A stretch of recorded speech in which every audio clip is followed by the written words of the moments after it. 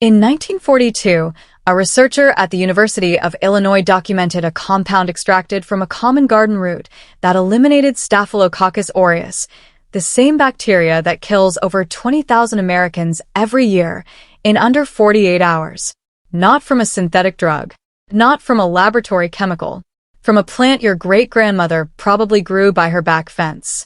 The study was published, then quietly buried. And for the next 8 decades, the knowledge inside it sat in an archive while the pharmaceutical industry built a trillion-dollar empire on the exact problem this root could solve. That's not a coincidence. That's a business model. Welcome to Mina Teaches Plants. If you're here, you already know that the most powerful medicine on earth rarely comes in a pill bottle. By the end of this video, you will know exactly which 5 plants have documented antimicrobial and antibacterial properties, where to grow them yourself, and how to prepare them at home in under 20 minutes, with 0 prescription required.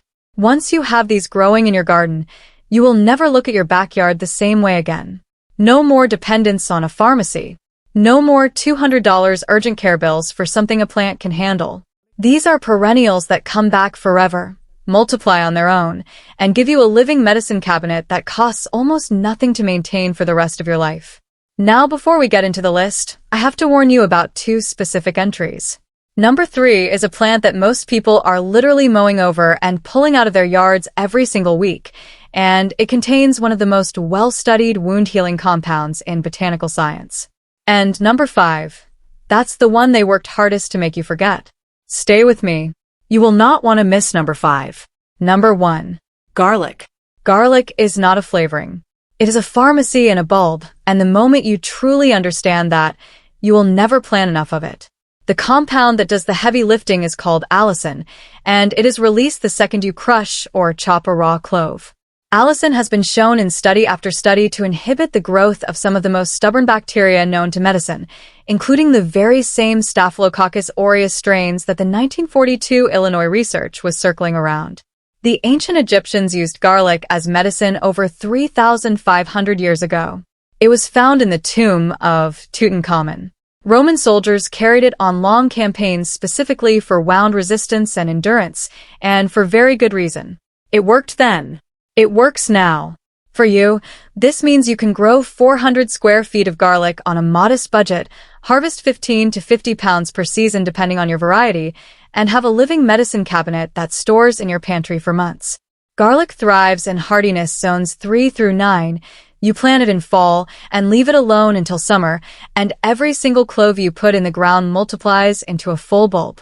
That is a return on investment no pharmacy can match, and it is yours forever. Bonus tip. For maximum medicinal potency, crush your garlic and let it sit for 10 full minutes before using it.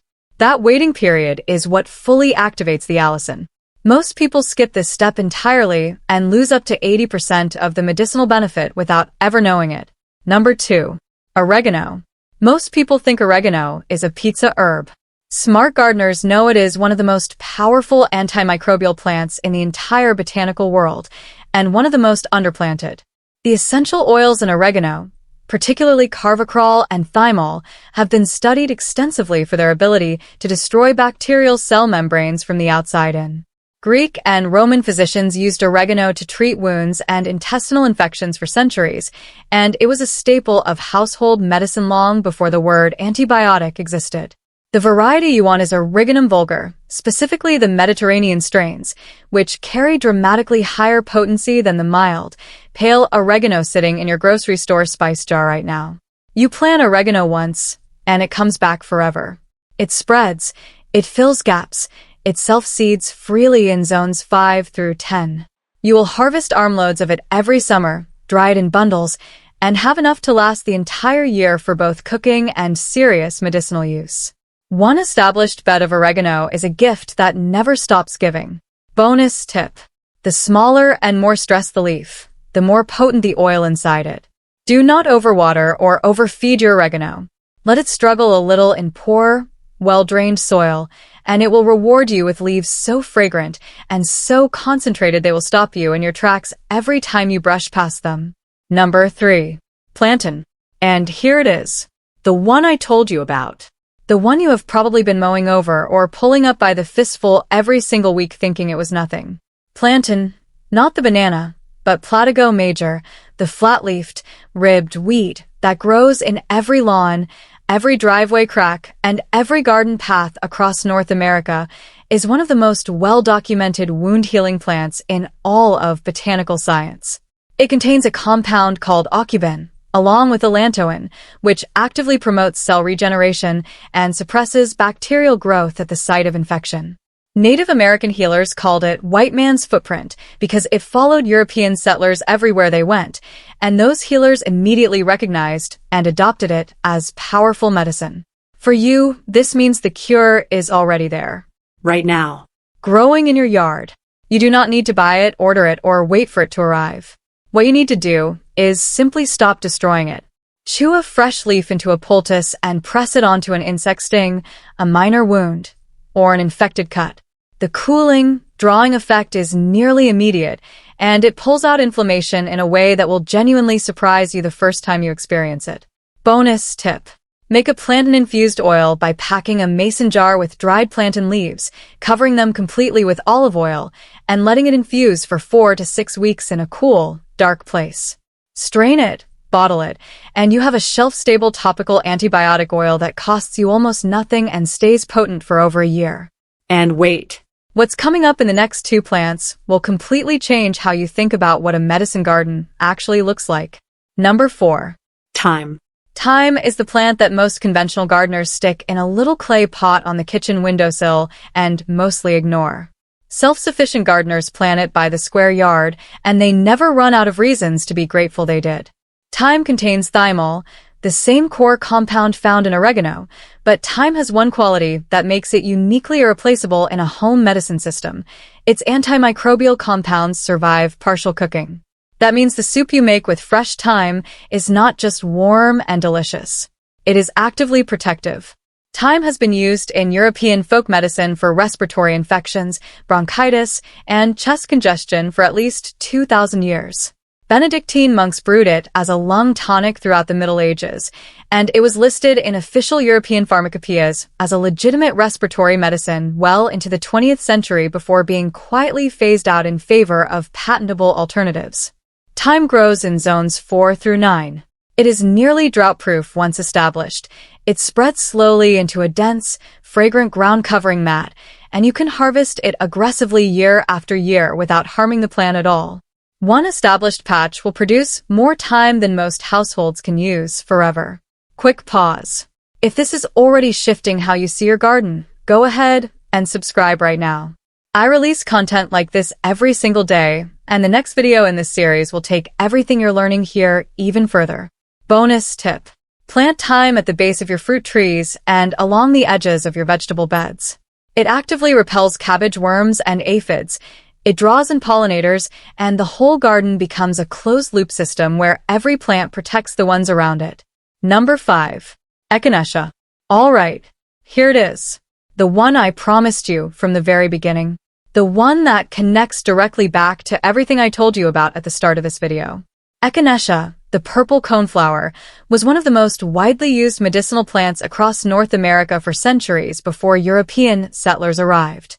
The Lakota, the Cheyenne, and over a dozen other nations used it specifically to treat infections, contaminated wounds, and to strengthen the body's ability to fight illness from the inside.